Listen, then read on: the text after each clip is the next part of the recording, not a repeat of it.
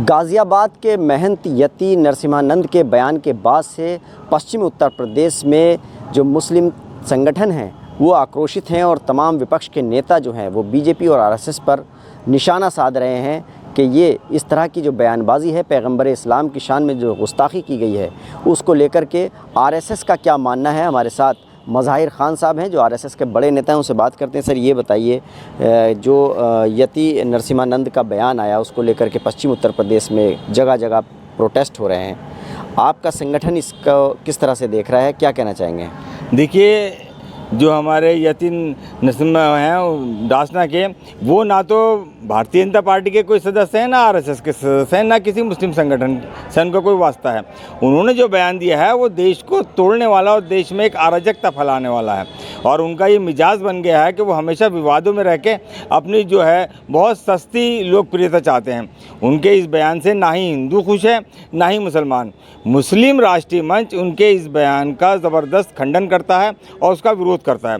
हमारा मुस्लिम राष्ट्रीय मंच जो राष्ट्रीय लेवल पे एक हमारी बैठक हुई, जो हमारे गुरुवर मार्गदर्शक इंद्रेश कुमार जी हैं, जो संघ के वरिष्ठ प्रचारक हैं और राष्ट्रीय कार्यकारिणी सदस्य हैं और मुस्लिम राष्ट्रीय मंच के मार्गदर्शक हैं, उनके नेतृत्व में पूरा भारत का मुसलमान उनके साथ है और वो इनके इस बयान की निंदा करता है, क्योंकि हम लोग समाज और देश को मजबूत करने के लिए। ये बताइए मज़ाहिर ख़ान साहब के आपके पास जो जिम्मेदारी है, जो दायित्व है वो क्या है, और जो इंद्रेश कुमार जी ने मीटिंग ली थी उसमें क्या दिशा निर्देश यति नरसिम्हानंद को लेकर के आप लोगों को दिए गए हैं?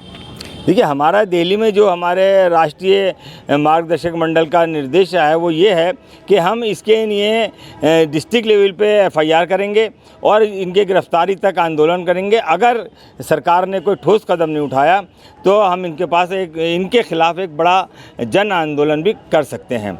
और हमारे लिए यही निर्देश हैं कि हम शांति और व्यवस्था बनाए रहें और मुसलमानों से ये कहें कि बहुत ही संयम से वो काम ने सरकार अपना काम कर रही है।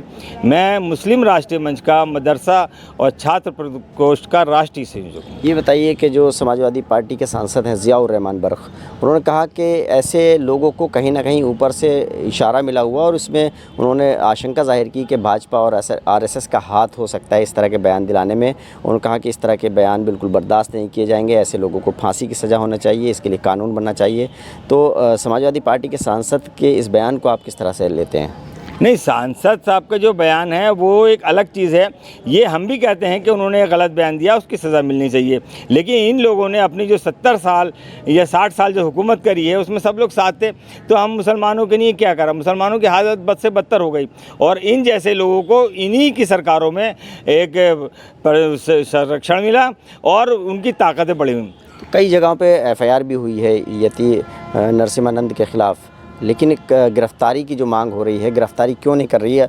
आप भी इसका विरोध कर रहे हैं, आरएसएस अगर इसके विरोध में है तो फिर भारतीय जनता पार्टी की सरकार है उत्तर प्रदेश में, कार्रवाई क्यों नहीं हो रही है?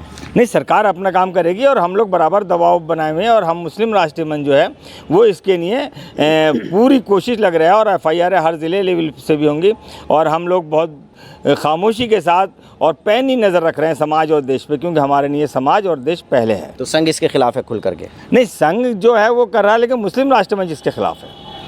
देखिए, आरएसएस से जुड़ा संगठन है मुस्लिम राष्ट्रीय मंच और उसके नेता हैं, उनका कहना है कि जो इंद्रेश कुमार जी ने मीटिंग ली है उन्होंने यति नरसिम्हानंद के जो बयान है उसकी निंदा की है और सभी इन नेताओं को, कार्यकर्ताओं को निर्देश दिए हैं कि वो अपने अपने जनपदों में यति नरसिम्हानंद के ख़िलाफ़ मुकदमे दर्ज कराएं और उस पर कार्रवाई की मांग करें।